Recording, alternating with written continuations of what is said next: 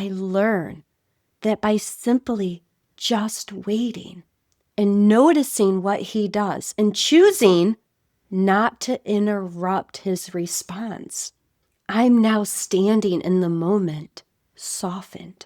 I begin to notice the room again. The sounds of children breathing, the quiet moving of children selecting new books. In this instance, nothing needed my handling, nothing needed correcting.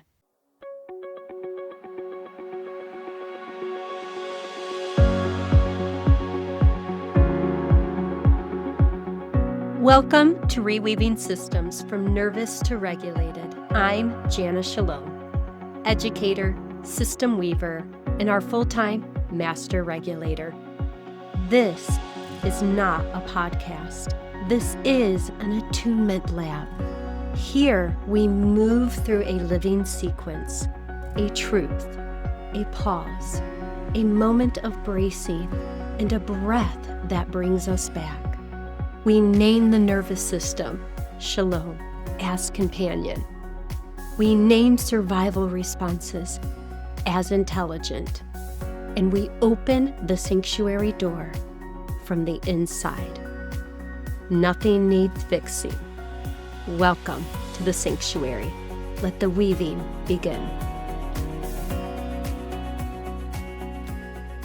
This is Reweaving Systems from Nervous to Regulated. I'm Jana Shalom, and you're listening to Season 1, The Sanctuary. This is Arc 2, where nothing has to be done. This is the first quarter moon. Something has come into view, just enough to be seen. This episode is called, Why Does It Feel Like We Need to Act Before We've Even Had Time to Fully Feel What's Happening? He stands up. And before I even realize it, I'm already moving. Out of my seat, my body is already walking towards him. My eyes are on him. It doesn't feel like a decision. It's automatic. And it feels like something's about to happen next, like my body already knows this sequence naturally. When he stands, I stand.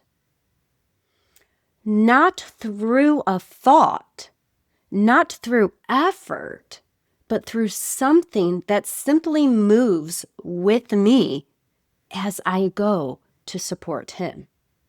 The room is still quiet.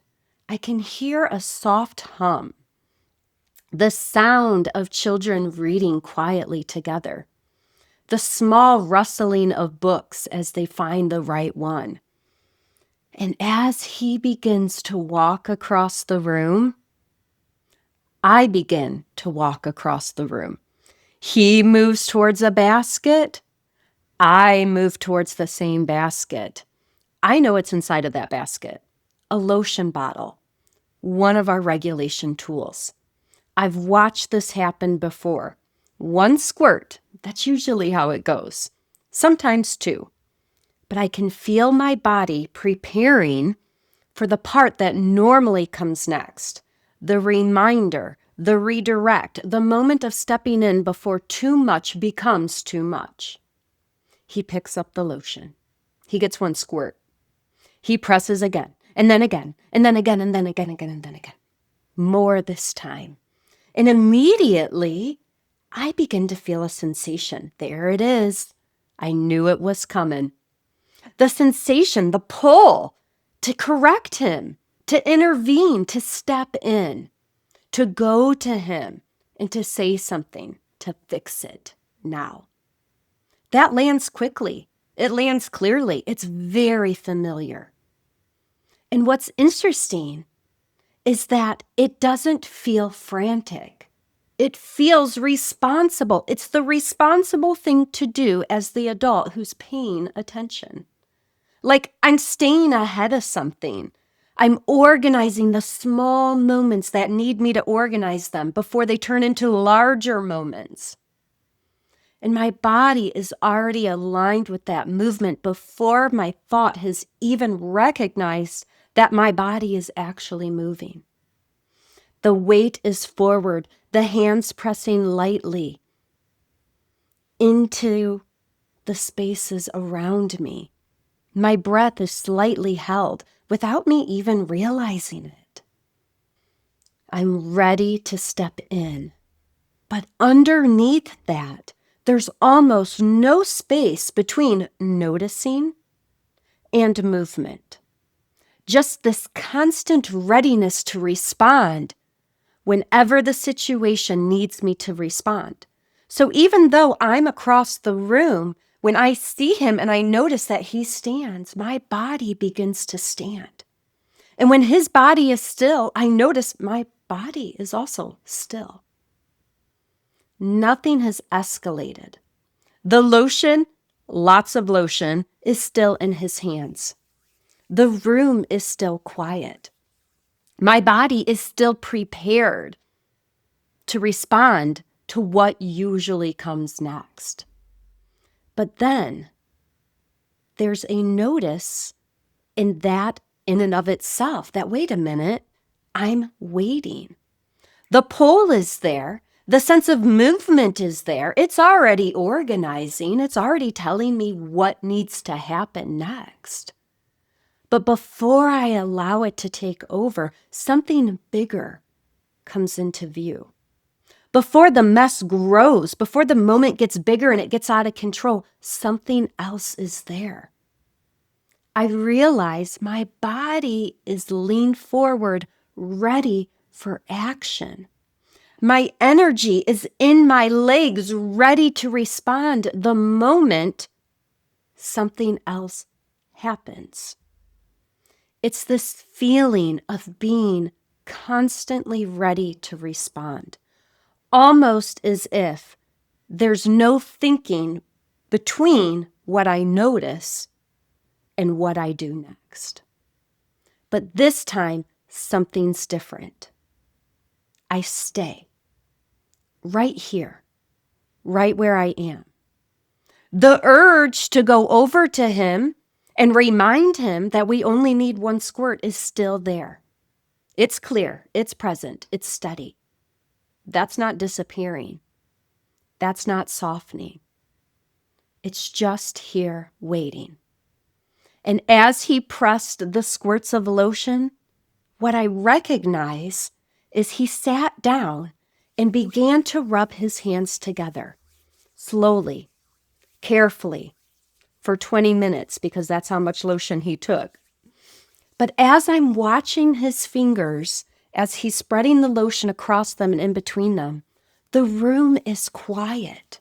His body is still. I'm still there, expecting the moment to unfold into something that requires my intervention.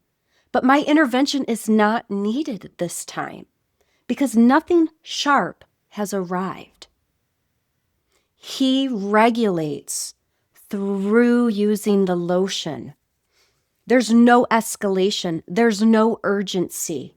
There's no reason for me to enter this moment right now. I'm here. He's still here. I still feel the pull to correct him, but I'm reminded that he selected a regulation strategy on his own. This time when he stood up and I stood up, he didn't go grab a book box to throw across the room. He went and got a regulation tool, lotion.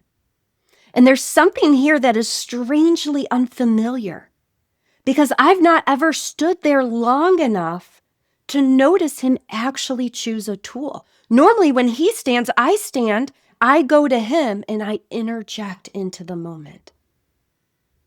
But this day I learn that by simply just waiting and noticing what he does and choosing not to interrupt his response, I'm now standing in the moment, softened. His body is clearly softening. As he rubs the lotion into his palms, his body is regulating. Watching his body regulate is helping my body regulate. I begin to notice the room again.